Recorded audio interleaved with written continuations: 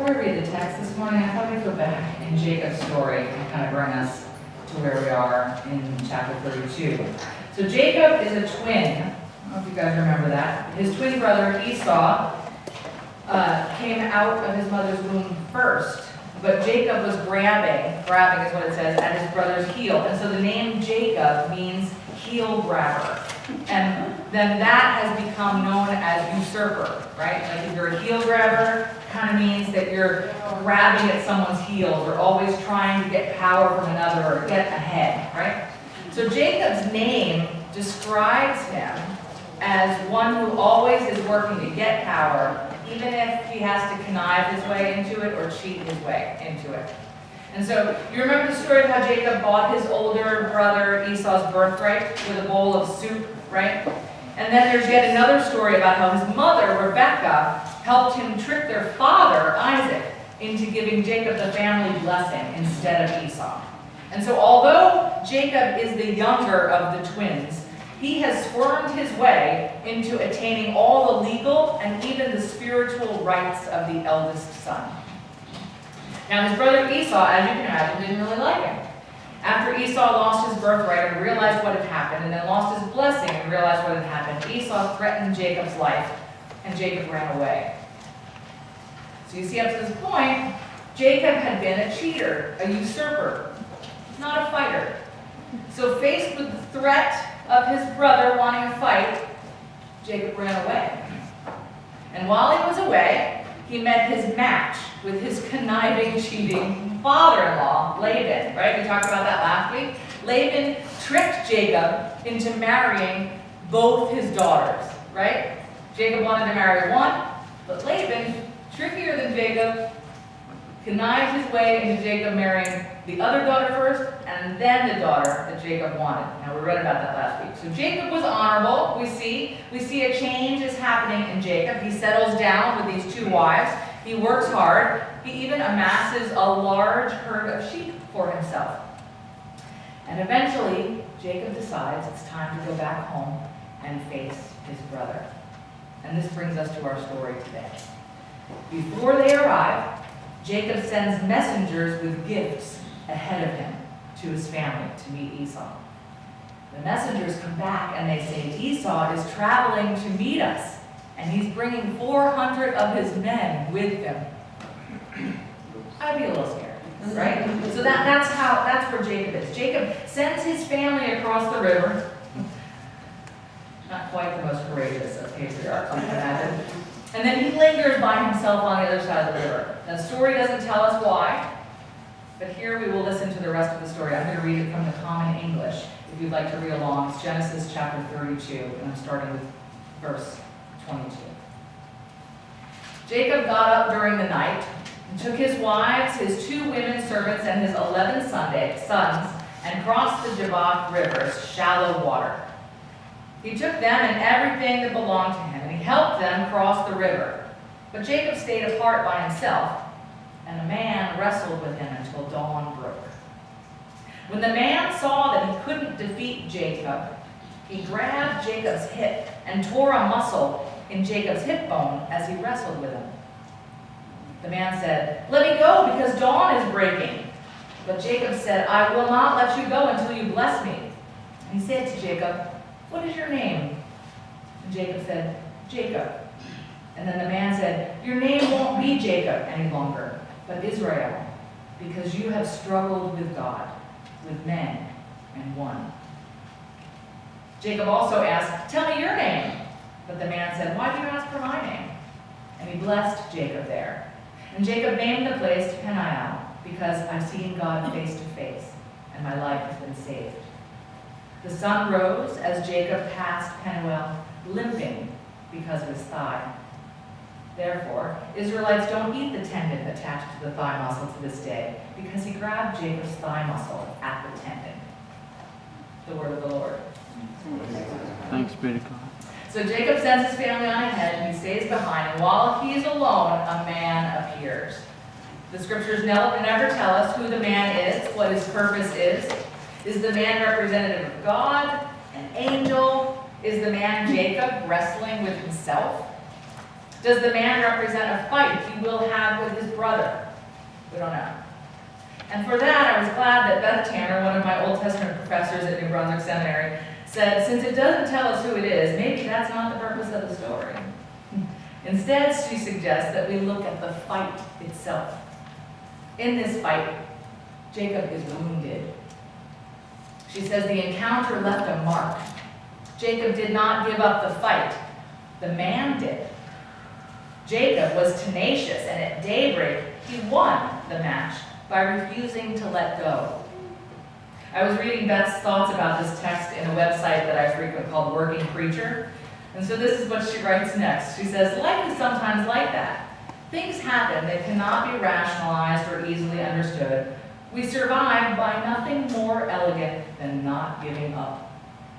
My friend's husband died recently. At this point I smiled, because she's talking about me. So, let's see what she has to say about me, I thought. You guys can giggle. Anyone in the room laughing. My friend, she says, has never lived alone in her life. She's getting through the days simply by getting up and getting dressed. She is wrestling with the connected mysteries of love, with God's will, with long-term life together, and grief. Most of us have had seasons in our life where we too fight with the mysteries of life. All right, yeah, that's what I'm doing. Sounds good. That's what's happening. Now, I've always been a transparent pastor to you. And so let me tell you also that 2 nights ago, I started packing up my condo. Pete and I live in a 55 and older community, and I'm not 55. So I had asked for an exception to this rule for just 1 year, and they denied my request. So before we all get angry, thank you. That was more than the laughter, right? Give me a break. My work, so sorry. Right? So before we get angry at the association, I had actually already asked Dan and Faith, my oldest son and his wife, if I could start staying at their house more often. Because I had realized that I wasn't really doing that great by myself anyway. So although this is not what we planned at first, I have already started living in Princeton with them, and last night Julia snuggled up to me while I was writing. She wanted to know all about it. And this morning, Mateo giggled and giggled and giggled in the other room as he was trying to wake up, right? So I'm pretty sure I'm going to be all right. But Beth Tanner is also right. I am struggling. And I imagine that this struggle will change me. I'm not sure that it will be a limp like Jacob. However, you never know, right? This story of Jacob is not about me alone, right? Jacob is all of us. So listen a little bit more of what Beth Tanner says in her article. She says, we carry the injuries of our struggles, the struggles that we have with mystery. We carry them. Every loss, every divorce, every cancer diagnosis, every death of someone we love leaves its mark on us. Just like Jacob, we will leave with a limp. Sometimes all we can do is hang on. She's right, isn't she? I mean, we each have struggles that in the end, what we can say about ourselves is that we did not give up. That's pretty good to say. In the end, I didn't give up. Whoever or whatever the man was in the story that we were wrestling with. So when daybreak came, Jacob looked at this man and demanded a blessing of him. What was his blessing? It was a name change. No longer was Jacob to be known as the heel grabber, right? From now on, he was to be known as one who struggled with God and prevailed. Grief and heartache, loss, divorce, friendship, hurt, jealousy, pain, all of that leaves a mark in our life. Life changes us. Sometimes life leaves us limping, but blessings come with limping, always. The fights of life leave us with wounds. They change us, and those changes actually are proof, right, that we did not give up. When we have a scar, it's proof, right, that I lived through something, and I can tell the tale. When I have a limp, I can say, yeah, that's from this fight. I did not give up. And we can choose to focus on the limp, right? Or we can choose to focus on the blessing, or maybe both is what we need to focus on. Who is it, though, that we become as a result of the fighting that we've done in life, the struggle that we've done in life? Have we become defined by our limp, or have we become defined by the blessing that came along with the limp? I want to read this prayer poem or whatever, and I put just a couple sheets on each. I figured we could share it so you could see it. You can see it written too. It's kind of fascinating. I want to read it from the top.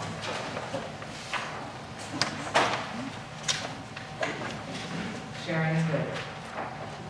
It says, "Today was the absolute worst day ever, and don't try to convince me that there's something good in every day, because when you take a closer look, this world is a pretty evil place.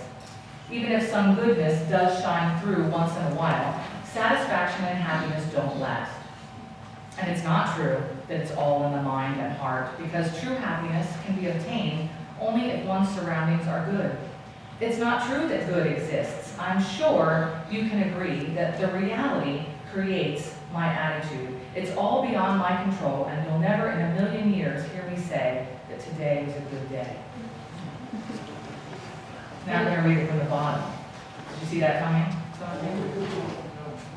"Today was a good day, and you'll never in a million years hear me say that it's all beyond my control. My attitude creates the reality. I'm sure you can agree that it's not true that good exists. I'm sure that you can agree that. It's not true that good exists only if one's surroundings are good. True happiness can be obtained because it's all in the mind and heart. And it's not true that satisfaction and happiness don't last. Some goodness does shine through once in a while, even if this world is a pretty evil place.